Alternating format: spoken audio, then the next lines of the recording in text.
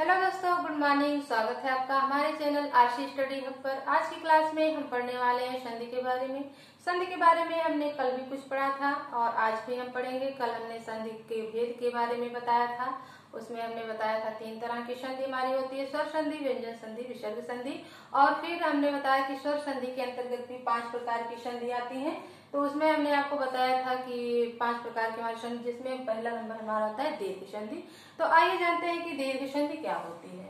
तो जैसा कि नाम से स्पष्ट है, दीर्घ संधि। तो दीर्घ का अर्थ क्या होता है? बड़ा। दीर्घ का अर्थ क्या होता है? बड़ा। तो ये बड़ा शब्द आपको याद रखना है। जब लघु स्वर या दीर्घ स्वर, लघु स्वर या दीर्घ स्वर, लघु स्वर और दीर्घ स्वर के बारे में आपको पता होगा, हमने पिछले वीडियो में आपको बताया है। तो लघु स्वर या दीर्घ स्वर आ, ई, ऊ आपस में मिलते हैं तो दीर्घ संधि होता है। तो आ, ई, ऊ से कैसे दीर्घ संधि बनता है, हम आज आपको यही बताएंगे। तो जैसे अगर हमने यहाँ लिखा है आ, तो अगर हम आ और आ को जोड़ देते हैं तो इनके मेल से एक नया वर्ण बनता है बड़ा। अगर हम ई और ई को जोड़ देते हैं तो इनके मेल से बनता है एक नया वर्ण बड़ी।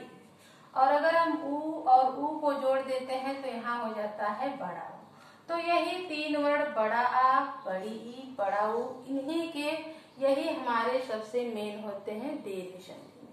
तो जैसे हमने यहाँ लिखा बड़ा आ, बड़ी ई, तो हमारी जो दीर्घ संधि होती है वो समान स्वरों के योग से बनती है। जैसे अगर हमने एक उदाहरण दिया, जैसे अगर हमने यहाँ लिखा शरणागत। अगर हमने लिखा शरणागत तो होगा शरण प्लस आगत। शरण प्लस आगत क्या होगा? शरणागत। तो शरण में जब हमारा, आपको पता है, पहले शब्द का अंतिम वर्ण और दूसरे शब्द का पहला वर्ण जब मिलते हैं तो उनसे उत्पन्न विकार को हम संधि कहते हैं। तो शरण में हमारा शरण में हमारा जो स्वर वर्ण होगा वो होगा आ और फिर प्लस बड़ा आ। तो ये दोनों मिलकर जब आ और आ को, ये होगा हमारे पहले शब्द का अंतिम वर्ण, दूसरे शब्द का पहला वर्ण, जब दोनों आपस में जुड़ते हैं तो एक नया वर्ण बनता है बड़ा आ। तो आपने देखा कि शरणागत में कैसे आ के मेल से बड़ा आ बना। तो ये होती है हमारी दीर्घ संधि। दीर्घ संधि की सबसे बड़ी पहचान है कि ये जो हमारे दोनों वर्ण होते हैं, पहले शब्द का अंतिम वर्ण, दूसरे शब्द का पहला वर्ण, ये समान होने चाहिए, सजातीय होने चाहिए। या आप इन्हें कहें समान वर्ण होने चाहिए या फिर आप ये सजातीय वर्ण होने चाहिए, दोनों एक ही है। तो जैसे हमने आ और आ को मिलाया तो बड़ा आ बन गया। और ऐसे ही जैसे अगर हमने यहाँ लिखा ई और ई, तो जैसे अगर हमने यहाँ लिखा हरीश, अगर हमने यहाँ लिखा हरीश तो ये होगा हरि प्लस ईश, हरि प्लस ईश। अब हरि में हमारा जो होगा यहाँ होगा छोटी ई, हरि में होगा हमारा ई प्लस बड़ी ई। पहले शब्द का अंतिम वर्ण हमारा ई है और दूसरे शब्द का पहला वर्ण हमारा बड़ी ई है। जब हम इन दोनों वर्णों को आपस में जोड़ते हैं तो यहाँ एक नया वर्ण बनता है। इसी को हम कहते हैं उत्पन्न विकार। विकार का अर्थ क्या होता है? परिवर्तन।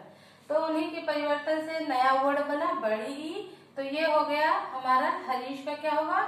ई दोनों मिलकर ही बड़ी ई बन गया। तो हमने देखा यहाँ बड़ा आ था तो यहाँ बड़ा आ गया। अब हमने यहाँ जो देखा ई को हमने जोड़ा तो इनके परस्पर योग से बड़ी ई बना।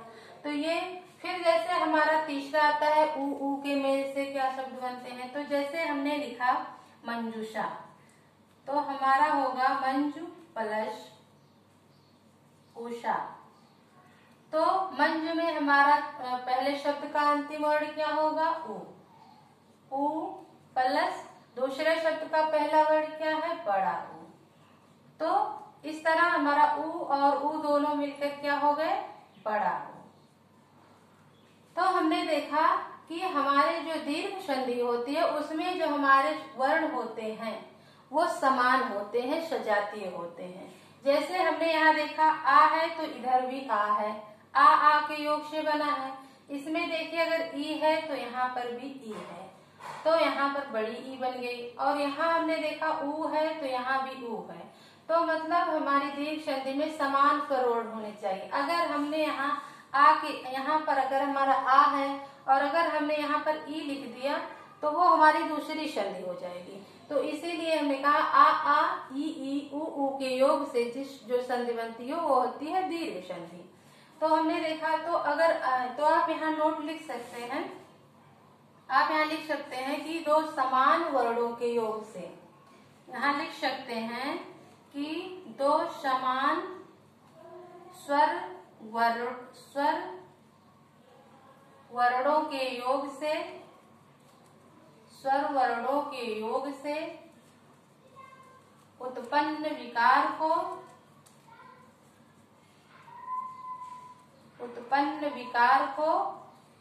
विकार मतलब परिवर्तन यहाँ लिख सकते हैं, उत्पन्न विकार को दीर्घ संधि कहते हैं, दीर्घ संधि कहते हैं।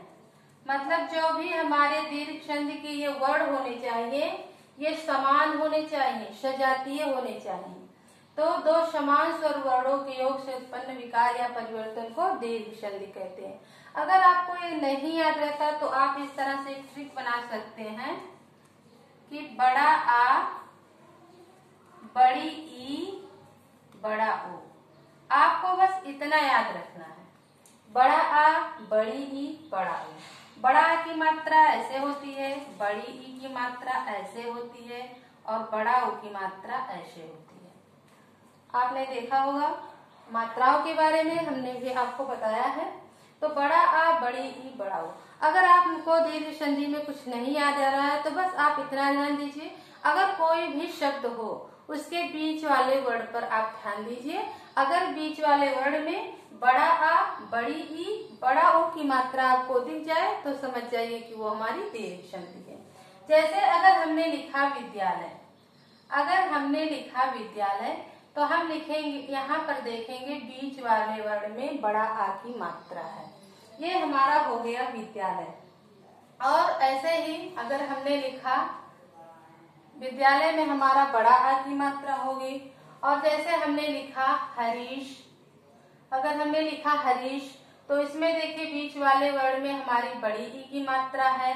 और ऐसे हमने लिखा भानुदय, अगर हमने लिखा भानुदय तो भानुदय में देखिए हमारा बड़ा ऊ की मात्रा बीच वाले वर्ण में आई।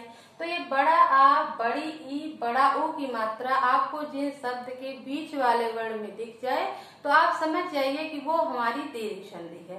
तो दीर्घ संधि में बस इतना ही। अगर आपने इतना ध्यान में किया तो आपको बस इतना ट्रिक याद रखना है कि बड़ा आ, बड़ी ई, बड़ा ऊ। और दीर्घ का अर्थ क्या होता है? बड़ा। तो बस बड़ा आ, बड़ा ई, बड़ा ऊ, बस इतना आप याद रखिए तो दीर्घ संधि आपको आसानी से याद हो जाएगी।